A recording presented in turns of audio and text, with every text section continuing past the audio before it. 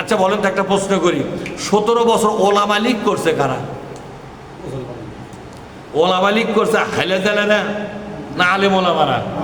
এদেশের মাঠের ইমাম, মসজিদের ইমাম, মসজিদের সভাপতি, পীরে কামেল, পীরে কেবলা আছে না জোরে কম, বড় বড় বক্তা, বড় বড় পীর সবাই মিলে শেখ হাসিনার দলে যোগদান করিয়া আলেমদের নিয়ে একটা সংগঠন করেছিল ওলামা লীগ। কি নাম দিয়েছিল জোরে কম?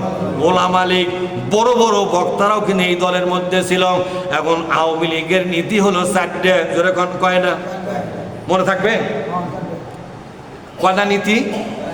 ধর্ম নিরপেক্ষতাবাদ করেন, ধর্ম নিরপেক্ষতাবাদ লোকবার করেন না কেন সবাই? আরে আমার সাথে একটু তাল মিলেন। ধর্ম নিরপেক্ষতাবাদ, হ্যাঁ, সমাজতন্ত্র, পুঁজিবাদ, গণতন্ত্র, কয়টা হলো? এই 4টের মধ্যে কয়টা ইসলাম আছে? এটা হলো নীতিগত সেরেক। তাহলে যারা ওলামা লীগ করলো এই 4টে সেরেক তারা মাথা পেতে নিছে কিনা? কথা কয় না বলে? 4টে সেরেকের সঙ্গে যে মৌলবীরা যুক্ত হয়ে গেছে, সেরেকের সাথে যুক্ত হলো যেদিন ঈমান কোনা বাতিল হয়ে গেল সেই দিন। যেদিন ওলামা লীগে যোগদান করেছে সেদিন সে বেঈমান হয়ে গেছে, মুশরিক হয়ে গেছে। তা আল্লাহ পাক বলছেন এই বাংলাদেশে ইসলামী বিজয় চায় না তারা যারা হয় বস্তুগত সেরেকের সঙ্গে যুক্ত আছে, না হয় নীতিগত সেরেকের সঙ্গে যুক্ত আছে। বিএনপির সেরেক কয়টা? কত? বিএনপির নীতিমালা কয়টা? গণতন্ত্র বলেন, গণতন্ত্র, জাতীয়তাবাদ, পুঁজিবাদ, আর একটা কি অরগর 4টে।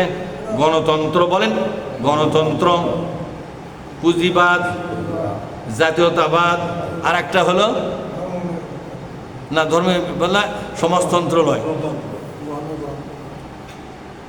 আর একটা হচ্ছে ইসলামের প্রতি অবিচল বিশ্বাস। ইসলামের প্রতি অবিচল, এটা না, ইসলামের প্রতি, আল্লাহর প্রতি অবিচল বিশ্বাস। এই এক না জিনিস রাখছে ইসলামের, আর বাকি 3টা কি? জাতীয়তাবাদ, এটা কি ইসলাম? এটা কি সেরেক নয়? কথা কয় না, এটা কি সেরেক নয়?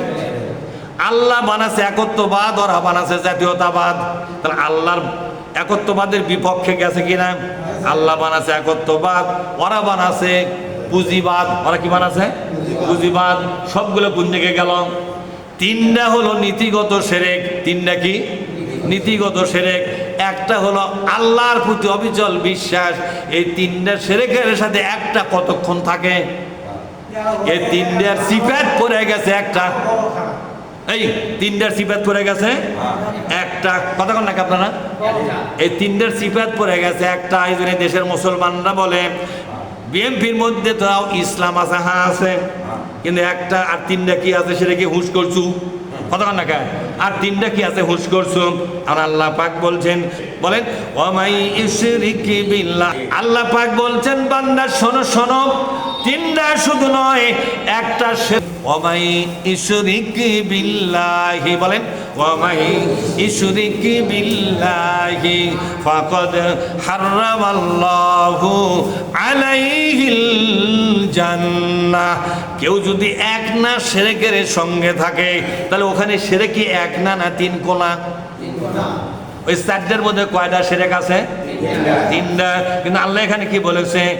এক না সেরেকও যদি তোমার আমলনামার মধ্যে খুঁজে পাওয়া যায়, তোমার জিন্দেগির মধ্যে এক না সেরেকও যদি খুঁজে পাওয়া যায়, ও বান্দা আমি আল্লাহ কথা দিলাম তোমাকে। কি দিছে আল্লাহ? এই দোস্ত কত আল্লাহ কি বললো? আমি আল্লাহ তোমাকে কথা দিলাম। কি কথা দিয়েছে? ফাকাদ হারামাল্লাহু আলাইহিল জান্নাতা, তোমার জন্য চিরকাল জান্নাতটা হারাম করে দিলাম। এটা কেঙ্গা কথা হলো? এক না সেরেকও যদি পাওয়া যায়, জান্নাতটা চিরদিনের জন্য কি হয়ে গেল? হারাম হয়ে গেল। বন্ধুদের সেরেক মুক্ত জীবন যাপন করা লাগবে। বলেন তো বস্তুগত সেরেক কারা কারা করবেন? হাত তুলে দেখান। আল্লাহ কেউ করবেন বস্তুগত সেরেক?